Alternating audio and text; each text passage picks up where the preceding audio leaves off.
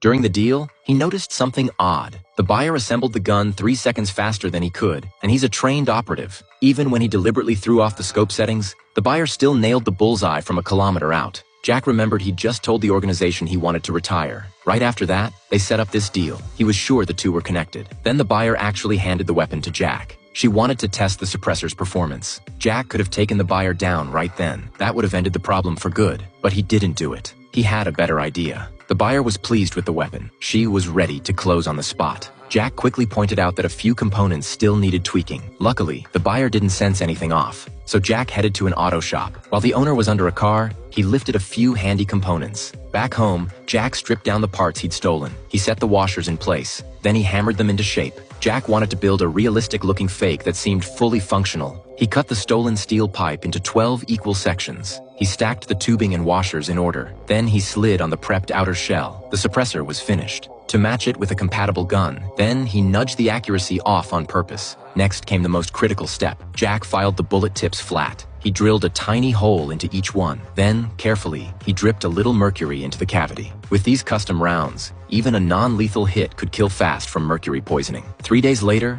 the deal went down as scheduled. What Jack didn't expect was that right after he handed over the custom ammo, the buyer asked to test fire again. Cold sweat ran down Jack's back. Even the waiter ducked into the kitchen. Suddenly, he was the only one left in the dining room. It felt like a setup. When the buyer returned, he slipped the hidden pistol into his pocket. Luckily, she didn't notice anything strange. The exchange wrapped up without a hitch. Jack stared at the cash in his hand. Doubt crept in. Maybe he was just being paranoid. What he didn't know was that buyer got a phone call on the way back. That night, Jack considered telling the buyer the truth, but what happened next convinced him to drop the idea. He realized that ever since the deal, someone had been tailing him. He ducked into a corner and hid. He crept up behind the man when the tail looked away. Just as he was about to fire, something unexpected happened. A delivery guy on a motorcycle suddenly cut between them, letting the hitman slip away. That sealed it for Jack. The organization wanted him gone for good.